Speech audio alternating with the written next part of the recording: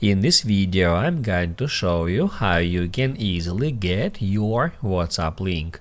Be sure to watch the video to the very end so you don't make any mistakes, and of course do not forget to like this video and subscribe to my channel.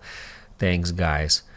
So let's get started. And unfortunately, there is no such feature on WhatsApp app that allows us to copy our WhatsApp link. However, we can easily generate it.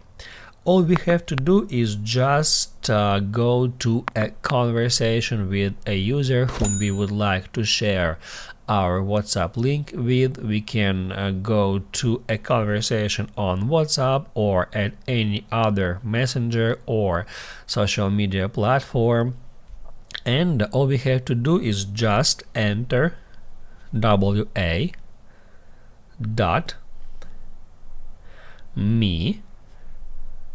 then /, and after that you just need to enter your WhatsApp phone number in that way.